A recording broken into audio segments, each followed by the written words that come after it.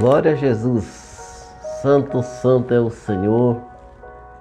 Estamos chegando aqui, nesta quinta-feira, para mais um momento com a palavra, para falar do amor de Deus, da graça de Deus.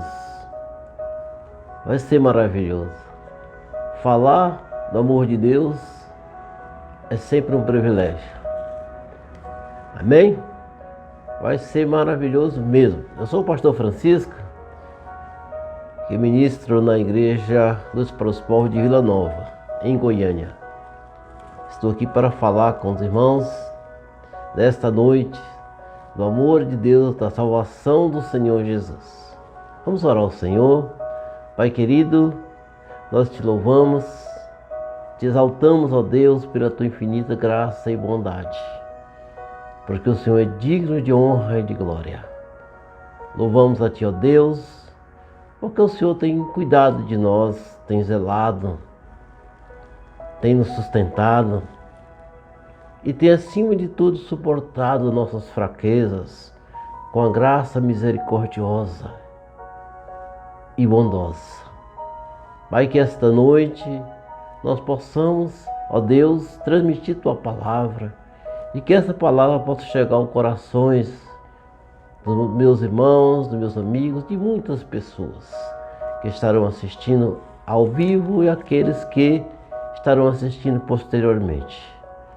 Em tudo, Pai, te damos graça, porque o Senhor é bom e misericordioso. Em nome de Jesus. Aleluia. Glória a Jesus. Aleluia.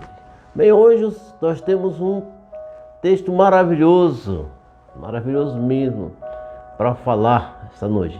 Vamos estar meditando na primeira carta de Pedro, Primeira carta de Pedro. Isso vai ser bom. É um tema muito bom, tá? Primeira carta de Pedro, capítulo 1, do versículo 1 até o versículo 9, tá bom?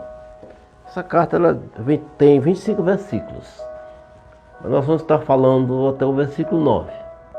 Ok? Mandar um abraço especial para a Suzete, para a Jessileide, para a pastora Sexta, que está dando suporte na intercessão. Então, tudo damos graças a Deus, Boa noite para meus irmãos amados, Vamos estar falando, interagindo com vocês, tá bom? Pode porventura passar alguns irmãos que a gente não fala, não cita o nome, mas é porque às vezes não dá tempo, tá bom? Mas sempre que pudermos, vamos estar interagindo com os irmãos. Vamos ler a palavra de Deus? 1 Pedro, capítulo 1. Primeira carta de Pedro. Como diz o pastor Hernandes, 1 de Pedro. Diz a palavra do Senhor: Eu, Pedro, apóstolo de Jesus Cristo, escrevo esta carta aos escolhidos que vivem como estrangeiros nas províncias de Ponto, Galácia, Capadócia, Ásia e Bitínia.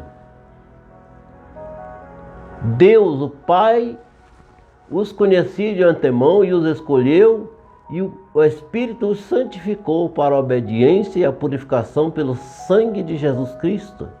Que vocês tenham cada vez mais graça e paz. Graça e paz, Jacilete? Todo louvor seja a Deus, o Pai de nosso Senhor Jesus Cristo, por sua grande misericórdia.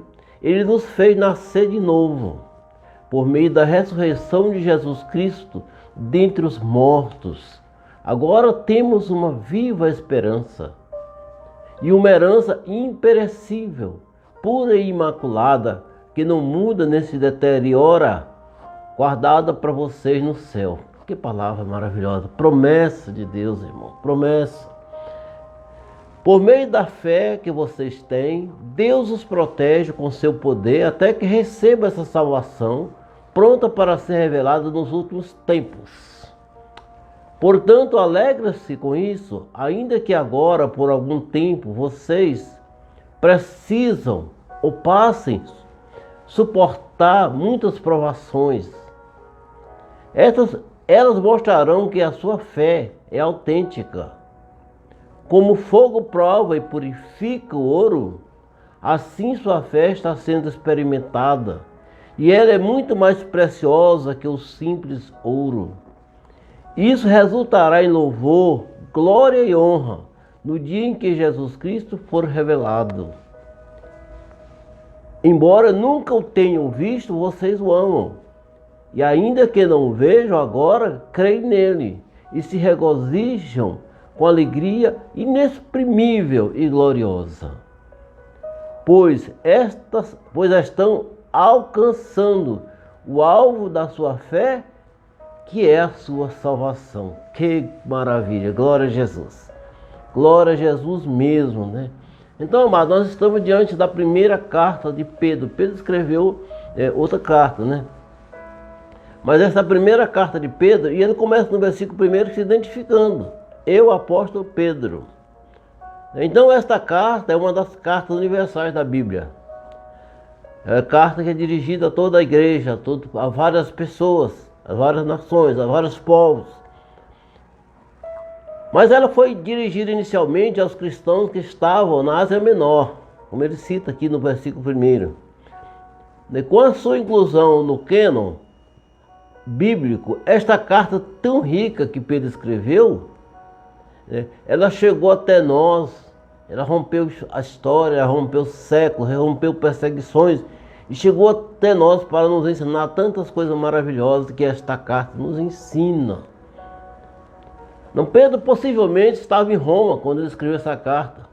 Não se sabe o tempo certo, talvez no ano 60, 65, por aí, depois de Cristo. Naquela época, amados, que Pedro escreveu esta carta, a igreja estava sucumbida a uma terrível perseguição pelos judeus e pelo Império Romano. Naquele tempo, o imperador governava com mão de ferro todo o império. E ele perseguia os cristãos de forma terrível, com muitas atrocidades que ele praticava. Mas apesar das lutas, Pedro se manteve firme e inabalável até a sua morte. Né, Valci? Boa noite para você. Deus te abençoe. Então essa carta visava fortalecer a igreja que tinha sido dispersa. Depois da morte de Jesus, começou a haver a perseguição muito forte aos apóstolos, aos seguidores de Jesus que estavam em Jerusalém, na Judéia. Então, os seguidores de Jesus começaram a se dispersar, a ir para vários lugares, né? Ir para Cesareia, outros foram para tantos e tantos lugares, né? Inclusive esse lugar que ele cita aqui, né? Que é Ponto, Galácia, Capadócia e Bitínia, que era a província da Ásia Menor. Então, aquele povo disperso, onde eles chegavam, eles começavam a falar da palavra de Deus, começavam a pregar a palavra de Deus. Então Pedro escreveu essa carta inicialmente para eles, para fortalecê-los, para encorajá-los, diante das perseguições que eram impostas pelo Império Romano e por alguns judeus que eram conservadores em suas doutrinas, na lei mosaica. Então era uma perseguição dupla. Mas Pedro e muita gente se manteve firme. E é interessante que Pedro escreveu essa carta para esses irmãos que estavam na Ásia. E essa carta, com o passar do tempo, ela foi incluída na Bíblia, no cânon santo, e chegou até nós de forma tão maravilhosa. E nós lemos essa carta e nós aprendemos tanto com ela. E esta noite nós vamos meditar em alguns versículos desta carta para ver a profundidade que o Espírito Santo revelou a Pedro quando escreveu esta carta. Mandar uma boa noite especial para Nilva Helena. Nilva está assistindo. Um abraço para você, minha amiga. Que bom que você está aí. Também chegou aqui a Lúcia Valadão. Um abraço para você aí em CDA. Graças a Deus. Amém? Glória a Jesus. Então, amados, como eu li aqui no versículo 1 até o versículo 9. Versículo 1 até o 9, né? Isso. Então, o versículo 1 começa assim: Pedro, apóstolo de Jesus Cristo, escreva esta carta aos escolhidos que vivem como estrangeiros. Escolhidos, irmãos. Essa palavra escolhidos tem um peso muito grande para nós. Que não foi somente aos irmãos que estavam naquelas províncias que Pedro escreveu, citou aqui no versículo 1, mas também a mim e a você que está aqui em Goiânia, em outros lugares do universo. Então, esta carta, ela traz para nós uma revelação importante desse tema, que é escolhidos, separados. E Deus nos escolheu, irmão, Deus nos separou de forma especial. Pelo sangue de Jesus nós alcançamos a misericórdia, a bondade, a graça de ser escolhido, separado para Deus. Então esta carta chegou até nós com o destinatário anônimos, mas aqui estamos para meditar, para receber esta mensagem tão importante da palavra do Senhor. Boa noite, irmã Vilma, guerreira, valente, graça e paz. Paz do Senhor, né? Ele escreveu aqui, amém? Glória a Jesus. Então Pedro inicia esta carta citando os destinatários especificamente, mas especialmente os escolhidos. Os escolhidos. E quando fala escolhido, esse número de pessoas, né, se multiplicam. Se abrange de forma especial não somente os irmãos da Ásia Menor, mas os irmãos do mundo inteiro. Rompe séculos e séculos e chega até nós para trazer esta mensagem tão poderosa, tão maravilhosa. Que coisa boa poder compartilhar com os irmãos desta carta tão singular, né? E é interessante, amados, que o versículo 2 diz assim: Deus, o Pai, os conhecia de antemão e os escolheu. O que é que está dizendo, irmão? Está dizendo que Deus nos conhecia desde que nós fomos formados. Deus nos conhecia desde a criação do mundo. Quando Deus criou o mundo, Ele já nos conhecia. Ele já nos escolheu. Ele já nos separou. Então basta querer que nós entendemos que essa escolha que Deus fez por nós, ela não é algo premeditado, irreversível. Não depende de mim e de você aceitar essa escolha. É uma decisão minha e sua. Deus me escolheu, mas eu escolhi a Deus. Eu aceitei essa escolha de Deus para a minha vida. Viver com Ele, andar com Ele, caminhar com Ele. Porque muitas pessoas, amados, têm confundido essa expressão, né, de escolhidos por Deus desde a fundação do mundo.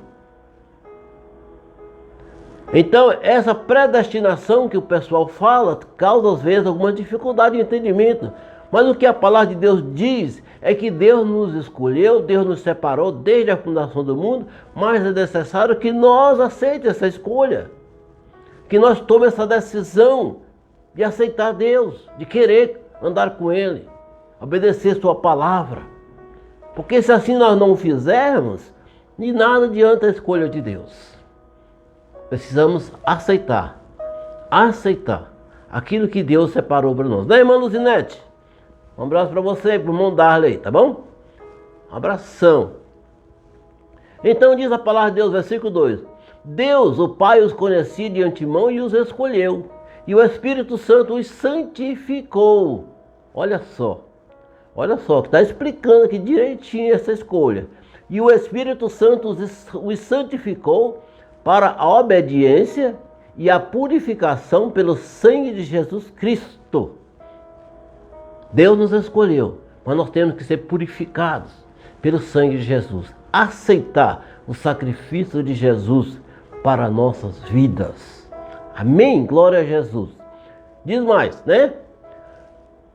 Nos santificou para a obediência e a purificação pelo sangue de Jesus Cristo, que vocês tenham cada vez mais graça e paz. Graça e paz. Cada vez mais graça e paz. Isso é maravilhoso. Então Deus sempre nos conheceu, irmãos. Ele nos separou para as melhores promessas. Mas a maior promessa que Deus fez para nós foi a salvação. O plano de salvação estabelecido por Deus para mim, para você, ele é irreversível. Depende de nós. Deus não volta atrás na sua escolha. Quando Ele decidiu nos escolher, Ele nos escolheu. Ele não volta atrás na sua decisão. Mas cabe nós, depende de nós, aceitar, querer. Porque isso tem um dispêndio em nossas vidas, que é obedecer a palavra de Deus. Andar segundo o propósito de Deus. Lá em Romanos 8, 28, fala que todas as coisas cooperam para o bem daqueles que amam a Deus. Todas as coisas, mas desde que seja segundo o propósito de Deus. Então Deus nos escolheu. Deus nos fez participar do plano maravilhoso da salvação do homem, do resgate do homem do pecado. Esse Deus maravilhoso. Né, irmã Graça? Graça, lá em Araguaína. Um abração para você, minha irmã. Para o Oswaldo e para sua família. Que Deus te alcance com sua infinita misericórdia. Então, Efésios capítulo 1, versículo 4 diz: mesmo antes de criar o mundo, Deus nos amou e nos escolheu em Cristo para sermos santos e sem culpa diante dele. Olha só que algo maravilhoso, irmãos. Isso não é predestinação não, é escolha, é separação, é amor de Deus. Mesmo antes de criar o mundo, Deus nos amou e nos escolheu em Cristo. Em Cristo. Precisamos aceitar o sacrifício de Jesus. Precisamos aceitar que Ele é o nosso único e suficiente Salvador. Porque senão, nós perdemos a graça. Perdemos o rumo da salvação. Mesmo antes de criar o mundo, Deus nos amou e nos escolheu em Cristo para sermos que santos, ou seja, separados e sem culpa. Esse sem culpa envolve renúncia e decisão. Você sabe, irmão, nós somos escravos das nossas decisões, das nossas escolhas. O homem é escravo de suas escolhas, de suas decisões. Quando nós decidimos as coisas, às vezes nós decidimos errado. Mas Deus é misericordioso e bondoso para nos abençoar e, acima de tudo, nos perdoar. Paulo, escrevendo aos Coríntios, na sua primeira carta, no capítulo 1, versículo 30, ele fala: foi por iniciativa de Deus, que vocês estão em Cristo Jesus. Foi por iniciativa de Deus, pela bondade de Deus, pelo amor de Deus. Foi por iniciativa de Deus que vocês estão em Cristo Jesus, que se tornou a sabedoria de Deus em nosso favor. Nos declarou justo diante de Deus, nos santificou e nos libertou do pecado.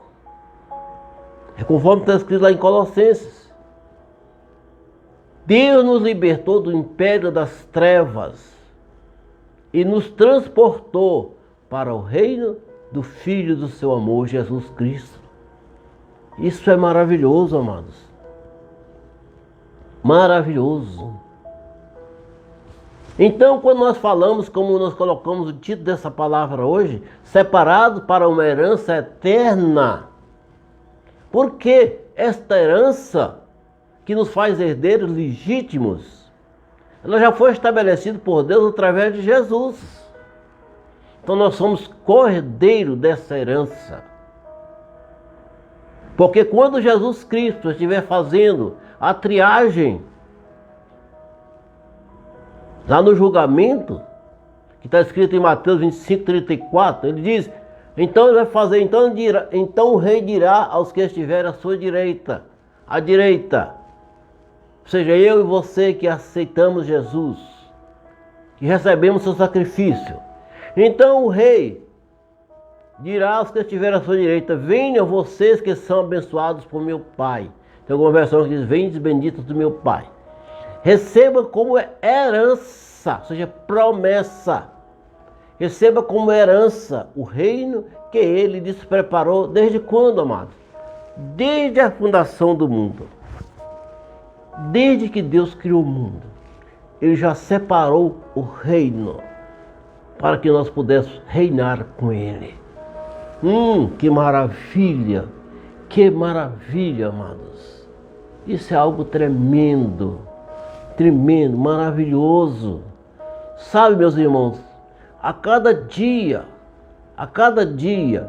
que nós começamos a analisar a bondade de Deus para nós vimos, queridos, o quanto que Deus verdadeiramente nos ama.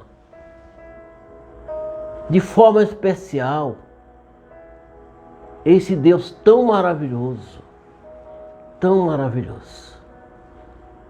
Glória a Jesus, glória a Jesus. Vamos lá. Desde a fundação do mundo, desde que Deus criou o mundo, desde a fundação. Amém, viu? Glória a Jesus, irmãos, né? Aqui é ao vivo, né? Não ao vivo tem alguns contratempos. Mas vamos lá, né? Vamos lá. Então o versículo 3 diz: todo louvor seja a Deus, o Pai de nosso Senhor Jesus Cristo, por sua grande misericórdia, Ele nos fez nascer de novo, por meio da ressurreição de Jesus Cristo dentre os mortos. Agora temos uma esperança viva. Que maravilha! Agora temos uma esperança viva. Pedro está falando de um novo nascimento. Pedro está falando, na verdade, de transformação. Pedro está falando de uma nova vida com Cristo. As criaturas são criadas, os filhos são gerados. É preciso não entender essa diferença. Todas as pessoas, amados, todas as pessoas são criaturas de Deus, criados por Deus. Mas somente os filhos são gerados por Deus, mediante a fé. Né, Eudivan? Eudivan. Um abraço para você, viu? O Edivan está lá em Araguaína. Glória a Jesus. Também um abraço para a Iranlê. Iranlê também está aqui assistindo. Que bom. Um abração para você. Glória a Jesus pela vida de vocês. Ok? Então vamos lá. Então as criaturas, amados, são geradas, são criadas, mas os filhos são gerados. Isso é maravilhoso. É aquilo que está escrito lá em João capítulo 1. Quando João escreve que todos aqueles que o recebeu Jesus, que o aceitou, Ele os tornou, Ele deu o direito de serem feitos filhos de Deus, gerados. Então existe uma diferença muito interessante aí, porque todas as pessoas foram criadas por Deus, mas apenas os filhos foram gerados por Deus, gerados pela fé, gerados através do novo nascimento em Cristo Jesus. Em Cristo Jesus, amém? Hebreus capítulo 10, versículo 10, o autor de Hebreus diz: pois a vontade de Deus era que fôssemos santificados pela oferta do corpo de Jesus Cristo de uma vez por todas. Essa é a vontade de Deus, é o propósito de Deus, que nos faz filhos, eleitos, herdeiros, gerados através da fé em Jesus Cristo. E quando Pedro escreve a respeito de ter uma viva esperança, Paulo confirma isso lá em Romanos capítulo 8, versículo 21, que diz: na herança de que também a criatura seja libertada da servidão, da corrupção, para a liberdade da glória de quem? Dos filhos de Deus, os gerados. Oh, maravilha, meus irmãos, maravilha. Deus é maravilhoso. Deus é maravilhoso, né? Glória a Jesus. Glória a Jesus. Na esperança de que também a criatura seja libertada da servidão da corrupção para a liberdade da glória dos filhos de Deus, que somos nós, os filhos separados, santificados, eleitos, feitos cordeiros em Jesus e participantes da herança eterna. Aleluia, glória a Deus. Que maravilha, né? E João, o apóstolo João, quando escreve na sua carta, o evangelista João, quando escreve, lá no capítulo 3, versículo 3, que Jesus falou, Jesus disse: na verdade, digo, que aquele que não nascer de novo não pode ver o reino de Deus. Esse nascer de novo é ser gerado em Deus pela fé em Jesus Cristo. Glória a Jesus, amém? Glória a Jesus, amém? Então, irmão, está passando alguns irmãos, não dá, tá assim, passando muito rápido aqui. Bom, mas depois nós vamos mandar um alôzinho para você, aqueles que a gente não citar. Tá ok? Glória a Deus. Então, essa esperança que nós temos em Jesus Cristo, pelo seu sacrifício, pelo seu sangue, nos torna herdeiros da verdadeira e santa herança, que é a vida eterna. E o apóstolo Paulo nos dá essa certeza quando ele escreve na sua segunda carta aos Coríntios, no capítulo 5, versículo 17, que ele diz: todo aquele que está em Cristo, todo aquele que está em Cristo se torna uma nova criação. A velha vida acabou e uma nova vida teve início, foi gerado em Cristo Jesus. Uma nova vida em Cristo, uma nova vida em Deus, andando segundo o seu propósito, andando nos seus caminhos segundo a sua palavra. Amém? Que maravilha! Que maravilha esse Pedro escreveu para nós, né? Glória a Deus. Vamos ver aqui, irmão. Vamos mandando, né? Glória a Jesus. Versículo 4. O versículo 3, né? Ele termina no versículo 4. Então o versículo 3 termina assim: agora temos uma viva esperança e uma herança, que agora já é o versículo 4, e uma herança imperecível. Uma herança imperecível, pura e imaculada, que não muda nem se deteriora, guardada para vocês aonde? No céu. Pedro, que maravilha, irmãos.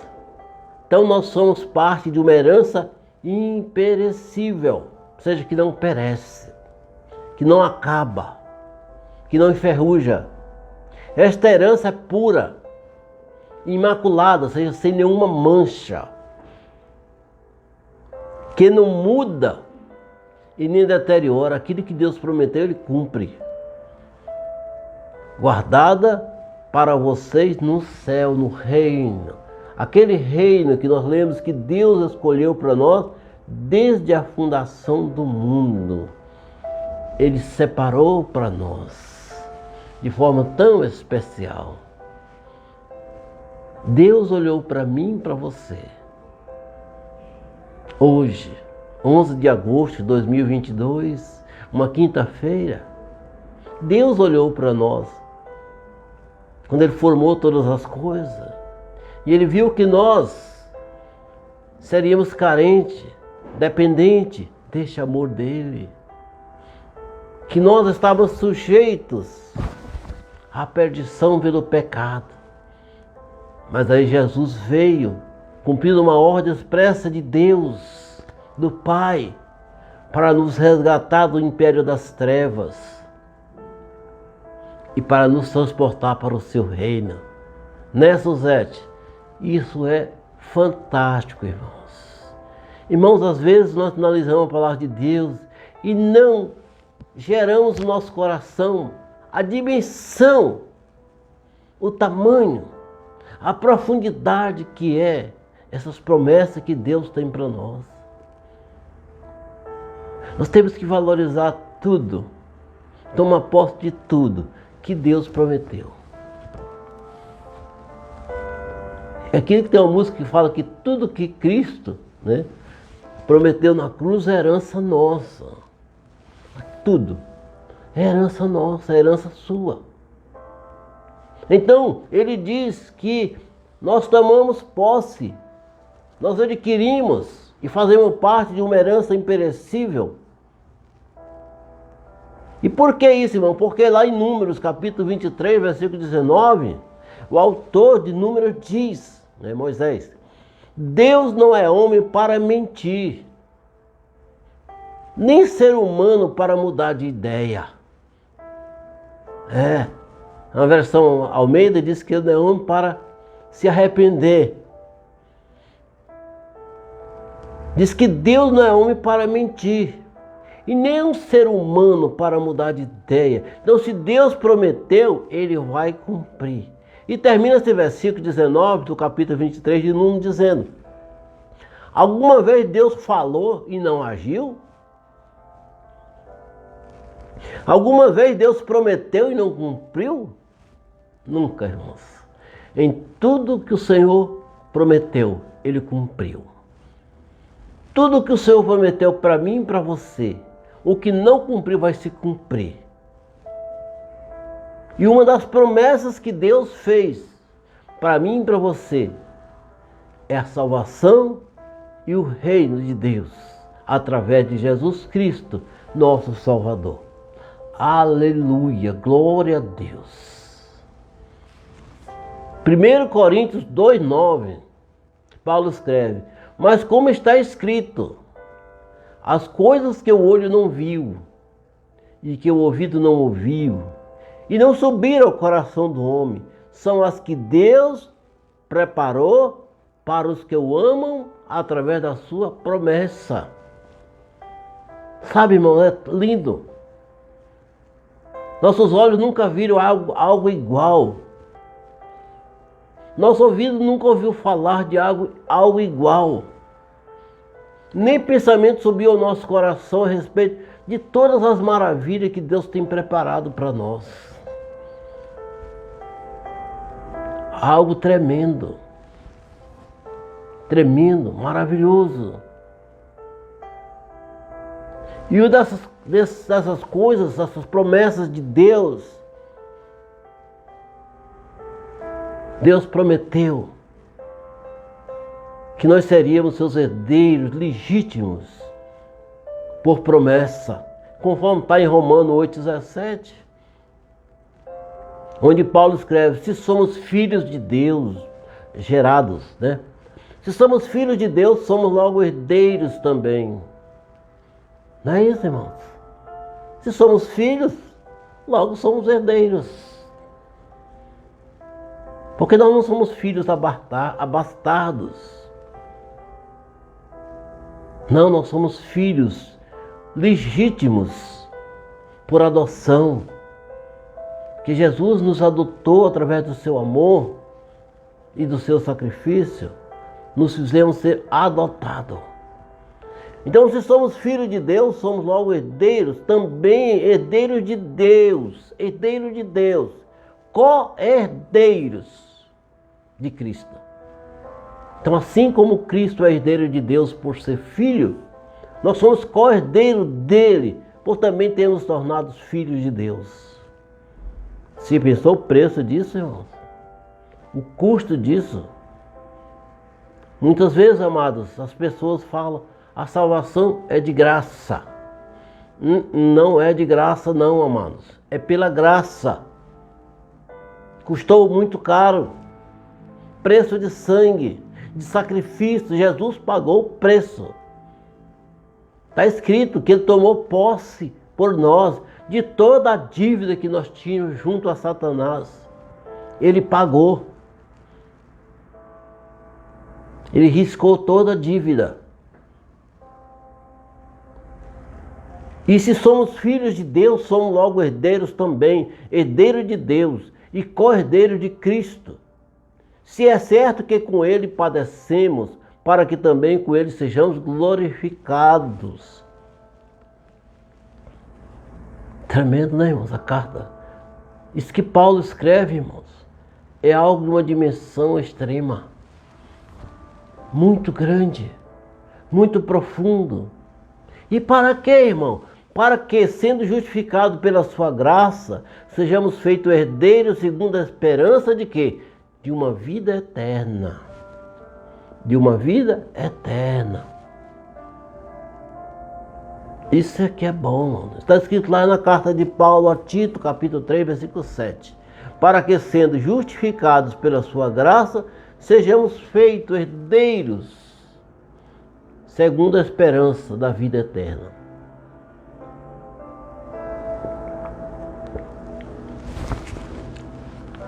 Segundo a esperança da vida eterna. Porque tudo que nós, irmãos, almejamos aqui é a vida eterna.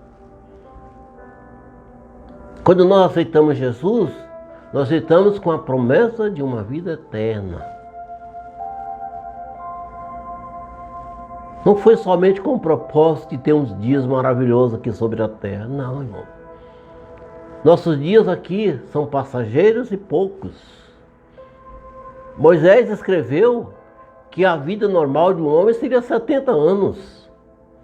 Mas se tiver saúde, tiver um pouquinho de vigor, pode chegar aos 80, aos 90, o tempo que Deus conceder. Então é pouco tempo. O nosso tempo aqui é pouco.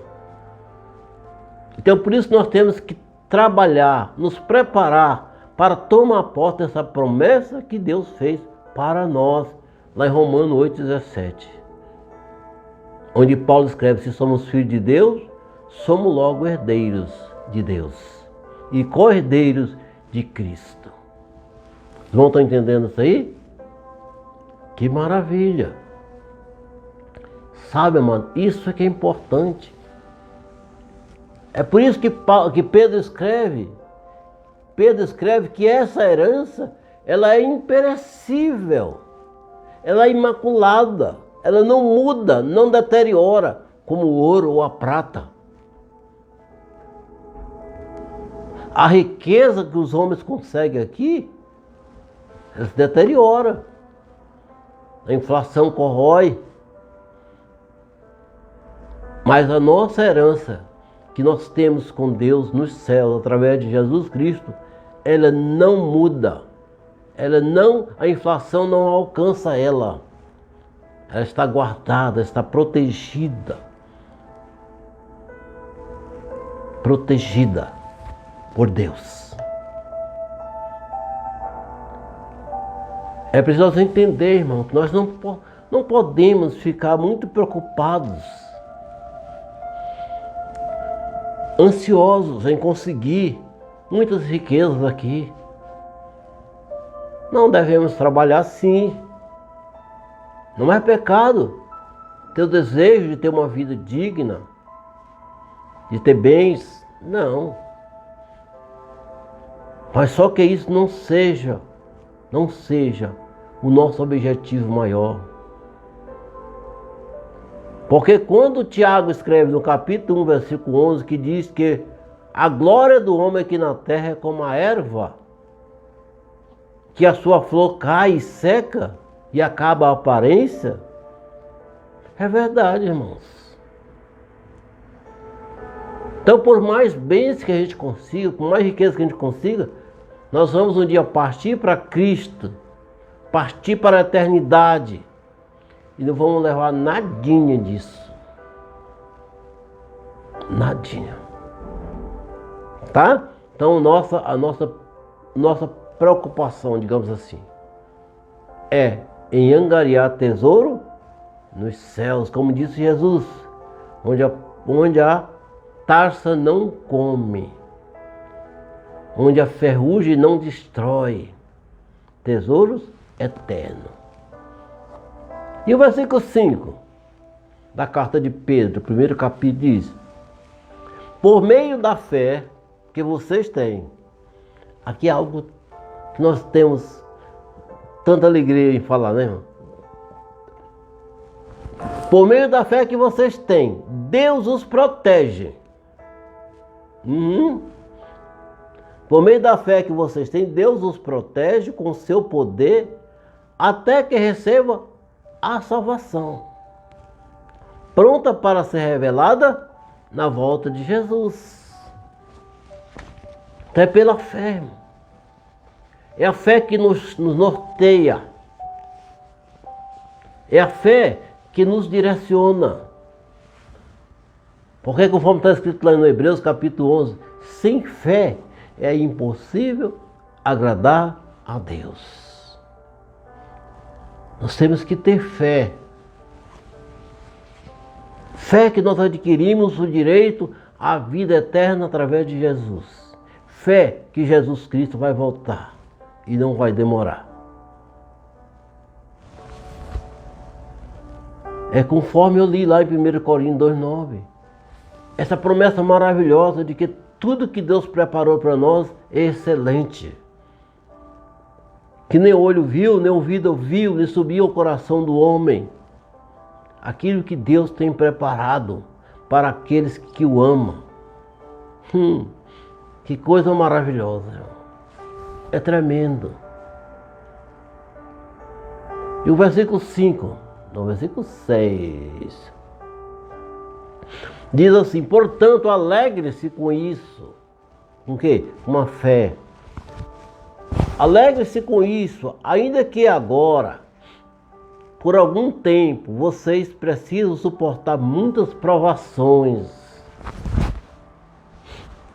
Isso é algo que uma forte admoestação que Pedro traz para nós. Pedro fala de provações, que pode ser traduzido como tribulações. Desculpem. Como tribulações, como tentações, ou até mesmo como aflições. Essas situações são manifestas e Deus as permite para que sejam fortalecidos em nossa fé. É por isso que Pedro escreve: nós precisamos suportar muitas provações. E essas provações podem vir em forma de tribulações, podem vir em forma de tentações, ou até mesmo em forma de aflições. Quantas pessoas aflitas, irmãos? Aflitas por enfermidades,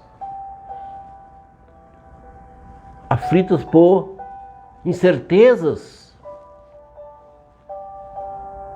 Mas tudo isso Deus permite que venha sobre nós, para que nós sejamos fortalecidos em nossa fé. O salmista, quando escreveu o Salmo 34, versículo 19, ele diz: muitas são as aflições do justo, mas o Senhor as livra de todas. Que promessa, irmãos! Muitas são as aflições do justo, mas o Senhor de todas as livra. Tome posse, irmão. Tome posse desta promessa, que é feita para mim e para você.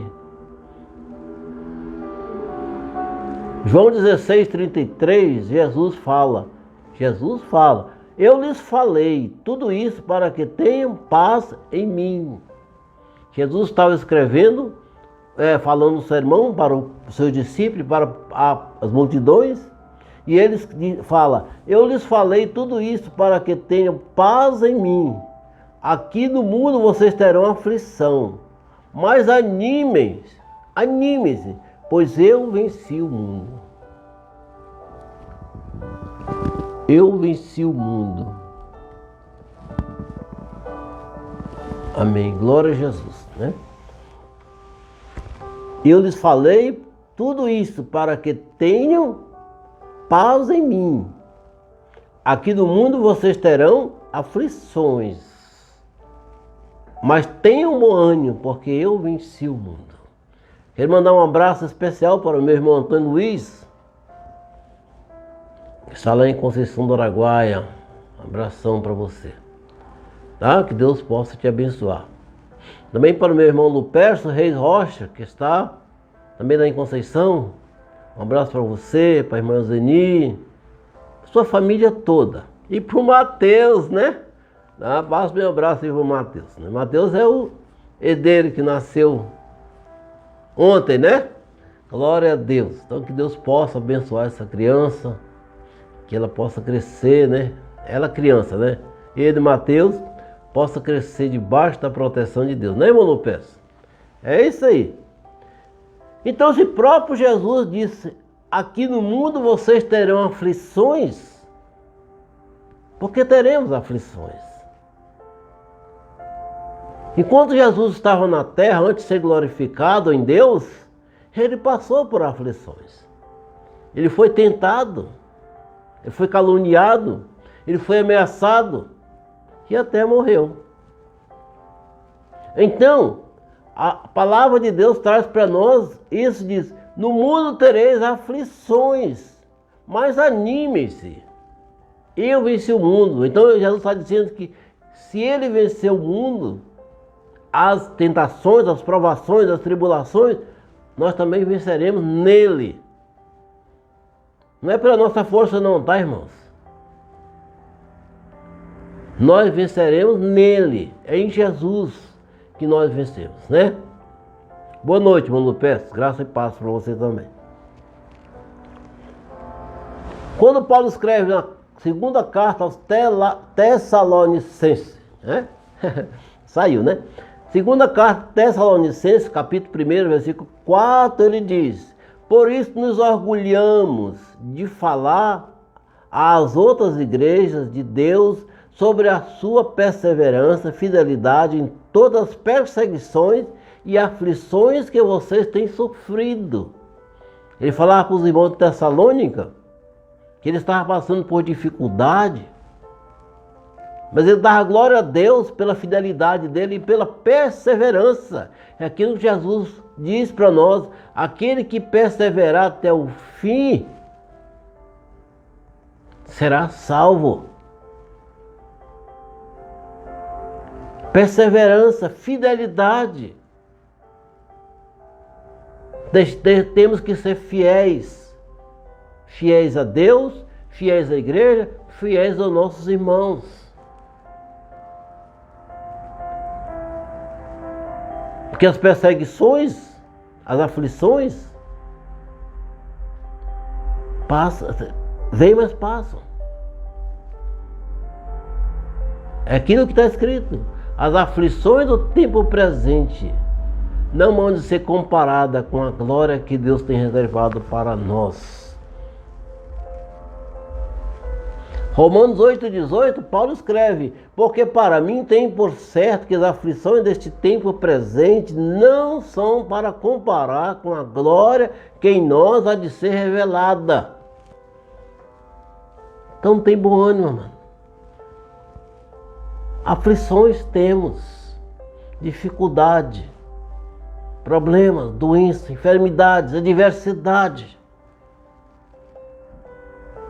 Mas aí nós damos diante de uma promessa dessa, porque para mim tenho por certo que as aflições deste tempo presente não são para comparar com a glória que em nós há de ser revelada. Glória de que? Glória de Deus, através de Jesus Cristo. Ah, maravilha! Que maravilha! Nesse versículo que nós lemos, nós podemos tomar posse da palavra, da promessa. Promessa que Deus faz através dessa palavra de Paulo. Amém? Versículo 7. Vamos voltar ao versículo 6. Porque o versículo 7 é a continuação do versículo 6, assim. Vamos ler o 6. Portanto, alegrem-se com isso, ainda que agora, por algum tempo, vocês precisam suportar muitas provações. E o 7 diz assim: porque elas mostrarão que a sua fé é autêntica. É na provação. É na provação, é na perseguição, é na luta que a nossa fé é autenticada. É provada. Conforme está escrito aqui, Pedro escreve: são as perseguições, as provações que mostrarão que a nossa fé é autêntica, é verdadeira. Quando nós não desistimos, quando a nossa fé não sucumbe no momento da dor, da agonia. Não estou dizendo, irmãos, que às vezes nós nos abatemos. Mas Paulo diz, somos batidos, mas não destruídos. Às vezes nos abatemos, ficamos tristes, choramos. Mas certo de que as tribulações, deixa eu ver aqui, porque as aflições do tempo presente não se comparam com a glória que Deus tem reservado para nós. Então, são essas tribulações, essas provações, que dão autenticidade à nossa fé como cristão. E Pedro continua escrevendo, como o fogo prova e purifica o ouro, assim a sua fé está sendo experimentada. O que Pedro está dizendo? Pedro está dizendo o seguinte, olha, quando vem as provações, elas autenticam, dão autenticidade à nossa fé. Assim como o ouro é purificado pelo fogo, a nossa fé está sendo experimentada, autenticada por essas provações. E ele continua escrevendo no versículo 7. Assim a sua fé está sendo experimentada e ela é muito mais preciosa que o simples ouro. Olha só, irmãos. A nossa fé é muito mais preciosa do que o ouro. Né, irmão Lupes? A sua fé é mais preciosa do que o ouro, né, Odivan? A sua fé é mais preciosa do que o ouro. E ela está sendo experimentada, moldada através dos momentos de dificuldade, de adversidade que nós passamos, mas sem desistir, sem murmurar, sem colocar Deus em xeque, porque todas as coisas estão em suas mãos. Esse versículo maravilhoso diz que a nossa fé é mais preciosa que o ouro. E Pedro escreve ainda, isso tem que resultar em louvor, glória e honra. Isso aqui é, irmãos. Isso tem que resultar em louvor, glória e honra. No dia em que Jesus Cristo for revelado em nós. Louvar a Deus no momento da luta, da adversidade. Às vezes é difícil, irmãos. Quando nós estamos num momento difícil, onde vamos achar força para louvar? Em Deus, não é em nós não. Vamos achar força em Deus para louvar, para engrandecer o seu nome. Opa, o reloginho está andando aqui, vamos dar uma olhada. As palavras estão tão maravilhosas, né, que o tempo passa e não quer parar de falar. Que é tremendo, irmãos. São promessas, irmãos. Promessas que vêm fortalecer a minha fé, a sua fé. Então a sua fé é mais preciosa que o ouro. E ela está sendo autenticada, experimentada, assim como o fogo prova o ouro. Então essa fé, irmão, que é tão preciosa, ela não foi adquirida de qualquer maneira. Pedro, aqui nesse mesmo capítulo, no versículo 18, nós não vamos ler, não vamos chegar lá para analisar, mas Pedro escreve assim, sabendo que não foi com coisas corruptíveis, como prata ou ouro, que foste comprados, resgatados da vossa vã maneira de viver, mas pelo amor de Jesus. Nós temos que entender isso. Nós não fomos comprados, a nossa fé não foi gerada com prata, com ouro, não. Ela foi gerada em Jesus Cristo, através do seu sangue remidor.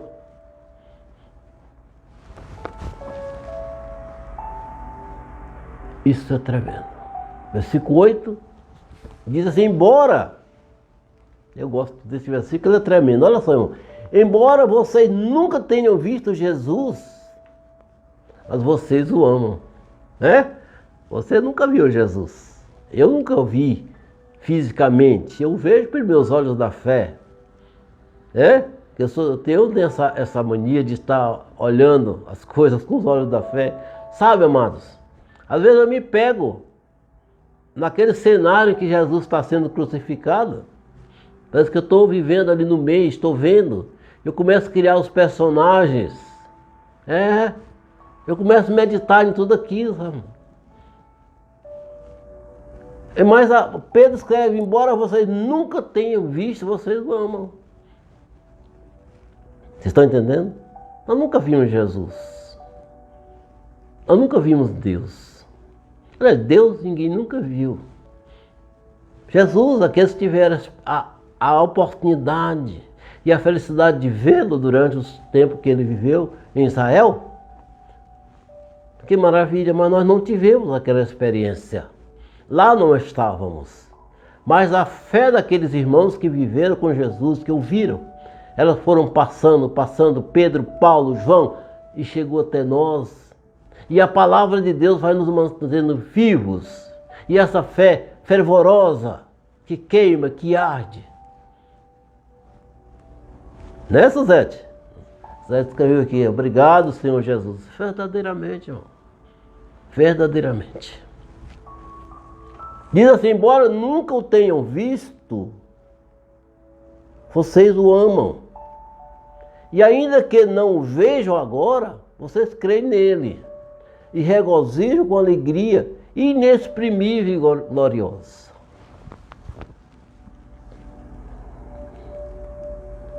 Hebreus 11, capítulo 1, fala disso, que a fé é justamente aqui. Diz assim, a fé mostra a realidade daquilo que esperamos. Que nós esperamos o quê? Jesus Cristo, que ele há de voltar para levar-nos para morar com ele, conforme está escrito lá em João 14. Eu vou preparar-vos lugar, e quando eu preparar eu voltarei para vós, para buscá-los. Então essa promessa que nós esperamos, porque a fé mostra a realidade daquilo que esperamos, e ela nos dá a convicção de coisas que não vemos. Nós não vemos Jesus, mas nós temos convicção que Ele existe, que Ele está presente, que Ele está em nós. Isso é fé, irmão. E o próprio Jesus disse lá em João 20, 29, disse, vocês, esse versículo aqui eu tenho que fazer uma análise dele, né? Esse versículo 20, 29 é Jesus falando para Tomé. Aquele discípulo que disse que não visse Jesus, se não colocasse a sua mão lá nas feridas, ele não cria em Jesus. Mas Jesus fala para ele quando ele aparece, ô Tomé, você só creu porque me viu. Mas bem-aventurados são os que não me viram e creram. Bem-aventurados são os irmãos, né, Maria das Graças? Bem-aventurado é você, Cleomagno. Bem-aventurado é você, Suzete, que não viu, mas crê. Bem-aventurados somos nós, que não vimos, mas nós cremos. Porque a fé é isto, é a realidade daquilo que esperamos e a convicção das coisas que nós não vemos, mas nós cremos. Inabalavelmente. Inabalavelmente. E essa fé, pois já estão alcançando o alvo da fé, que é o quê? A salvação. Tudo resume nisso, irmãos. Todo o plano de Deus de resgate do homem resume em salvação. Levar o homem para morar com ele, fazer parte do seu reino. Isto é maravilhoso. Efésios 2,8, Paulo escreve, porque pela graça sois salvos por meio da fé. Não é de vós, é um dom de Deus, é gratuicidade, é graça, é dom de Deus. E 1 Coríntios 15, 19, fala o seguinte, se a nossa esperança em Cristo limitasse apenas esta vida aqui na terra, nós seríamos as mais infelizes criaturas deste mundo. Tá entendendo aí? Se a nossa esperança em Cristo se limitasse apenas a esta vida, esse dia que nós estamos aqui, nós seríamos as pessoas mais infelizes deste mundo. Escreveu Paulo lá na sua carta, primeira carta aos Coríntios 15:19. Não, irmão, a nossa esperança em Cristo, ela tem que passar a nossa ideia de quanto tempo nós vamos viver aqui na Terra. Ela tem que ser eterna. Eterna. Amém? Que palavra maravilhosa Deus nos trouxe esta noite. Deus falou de forma tremenda aos nossos corações hoje. Porque Deus é maravilhoso. E eu encerro essa palavra, irmão, voltando a ler o versículo 19 do livro de Números, onde Moisés escreveu: Deus não é homem para mentir, nem ser humano para mudar de ideia. Alguma vez Deus falou e não agiu? Ou alguma vez Deus prometeu e não cumpriu? Não, irmão. Tudo que Deus prometeu, desde a criação do mundo, ou se cumpriu, ou vai se cumprir. E Jesus falou: a terra passa, o céu passa, mas as minhas palavras não passarão. Amém? Glória a Deus. Chegamos ao final, né? Hoje já andamos um pouquinho mais, né? Quero fazer aqui, mandar um abraço aos pais, né? Domingo é dia dos pais. Então, um abraço para os pais, aqueles irmãos que assistem a palavra e compartilham conosco. Tá bom? Um abraço especial. Assista essa palavra de novo, irmão. Compartilhe, né? Vai estar no YouTube daqui a pouquinho. Aí lá você pode compartilhar também, você pode dar o seu like, né? Vamos lá, vamos divulgar a palavra de Deus, que é maravilhosa, né, irmã Luzinete? Esta palavra é maravilhosa. E não tem direito autoral não, irmão. Pode compartilhar à vontade. Para as pessoas que você ama. Pode dar um endereço, tá? Essa palavra está no Facebook e também vai estar no YouTube. Então um abraço especial para todos os irmãos que assistiram conosco ao vivo e aqueles que vão estar assistindo depois. Que Deus possa abençoar todos vocês. E que o Senhor Deus poderoso esteja dando glória, vitória, fé a cada um de nós. Que Deus nos abençoe. Até a próxima quinta, se Deus permitir, falar do seu amor e da sua palavra em nome de Jesus. Fiquem com Deus. Até lá.